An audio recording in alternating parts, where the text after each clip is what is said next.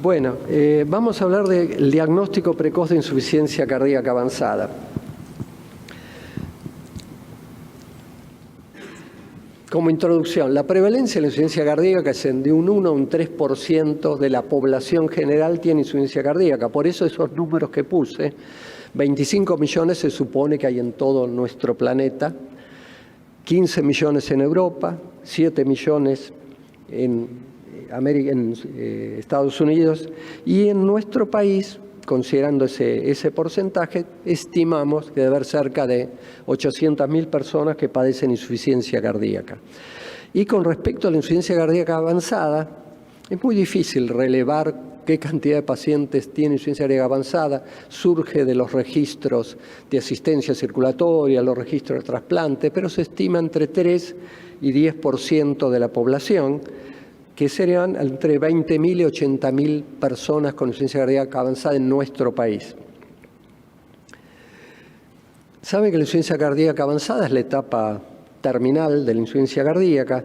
Esta es la clasificación que ustedes conocen del American Heart y al American College, que le han cambiado. Antes lo llamaban ABCD, AB, C o D, y ahora se llama paciente en riesgo de insuficiencia cardíaca, el que tiene factores de riesgo para padecerla, hipertenso, coronario, pero no tiene ni alteraciones morfológicas ni humorales, o sea, tiene simplemente el factor de riesgo.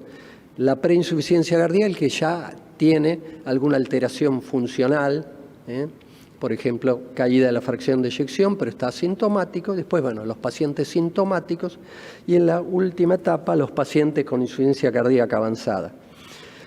Si uno tiene que definir qué es la insuficiencia cardíaca avanzada, es fácil.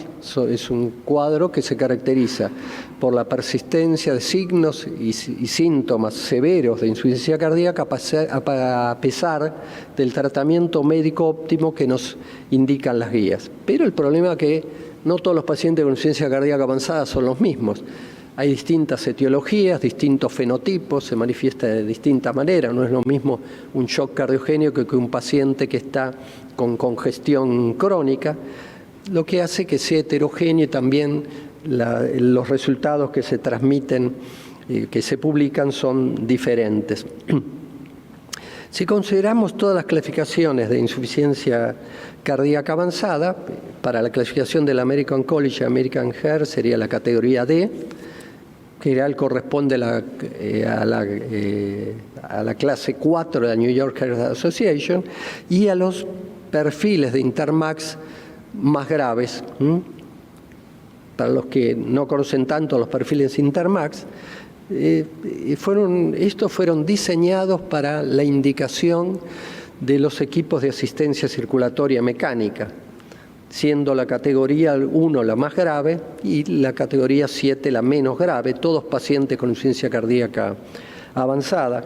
Yo lo dejé así en inglés, pues es interesante los nombres que pusieron. El categoría más grave, mire cómo se llama, que está chocado y quemado, está muy mal, es un paciente prácticamente que hay que tomar medidas de urgencia. Después la categoría 2 es que está estable pero dependiente de soporte, drogas, asistencia. El 3 lo llaman, homologando lo que pasa en las líneas aéreas, frequent flyer, para nosotros sería que se hospitaliza cada rato. O sea, son todos pacientes muy graves. Y tiene importancia esto para determinar en cuánto tiempo hay que instalarle una medida para la insuficiencia cardíaca avanzada, llámese asistencia ventricular o consideraría el trasplante cardíaco. Depende de la categoría, el nivel de premura con la cual tenemos que actuar. Cuando vemos en cada una de las sociedades científicas cuáles son los criterios que utilizaron para incorporar en insuficiencia cardíaca avanzada, en general cada una de ellas tiene sus detalles particulares. Por ejemplo, el American College y el American Heart resaltan que esté hipotenso, que tenga disnea persistente. La Sociedad Europea ya exige que tenga alteraciones en el eco, o mediciones hemodinámicas, o marcadores humorales.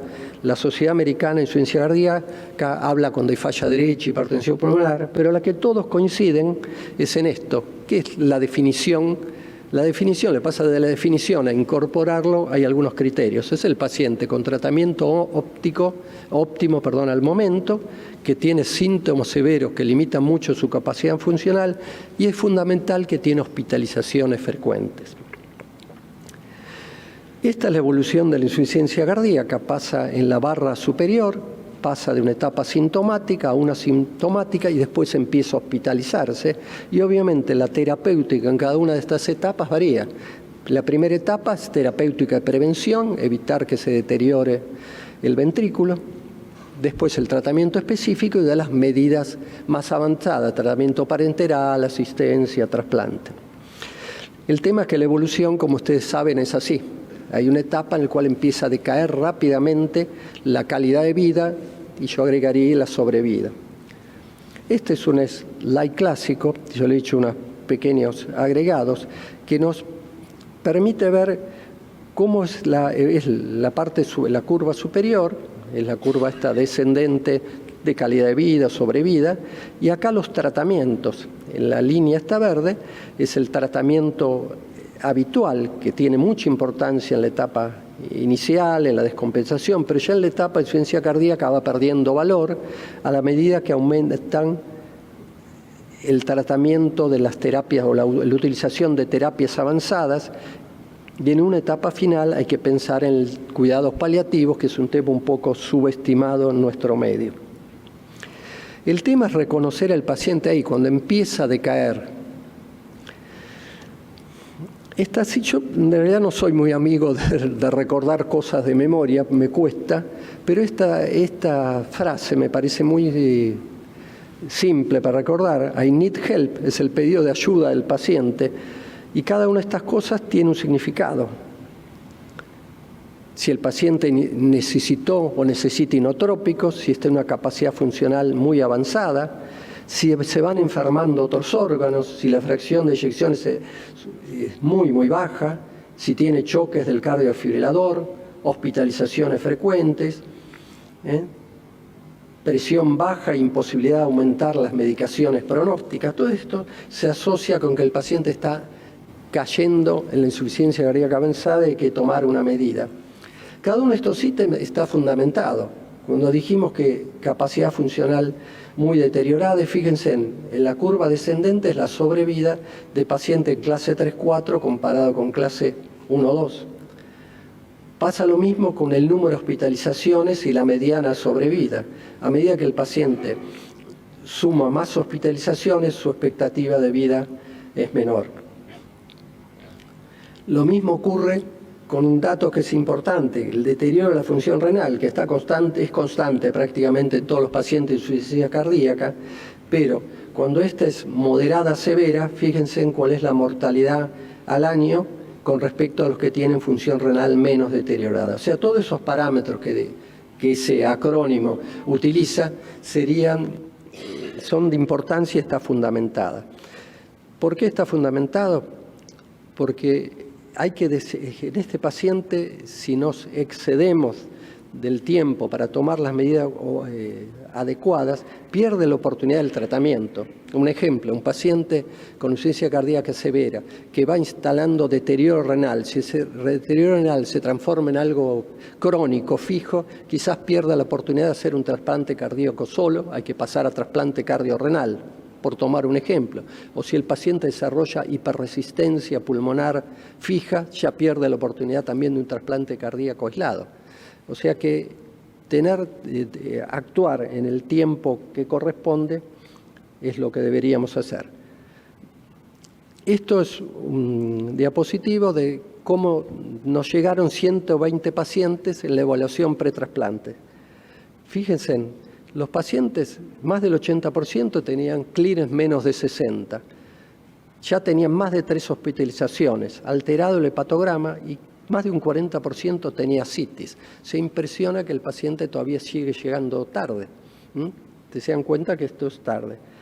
Y el último diapositivo, para cumplir con los 8 minutos, es esto. La insuficiencia cardíaca avanzada es una entidad que responde a múltiples etiologías, tiene distintos fenotipos, pero lo que tiene de común es que es una patología invalidante, con alta mortalidad y además está en progresivo aumento. No hay duda ni vale la pena discutir acá por qué va aumentando la insuficiencia cardíaca, pero está en progresivo aumento. Y la clave es el reconocimiento temprano y conocer las señales de alarma.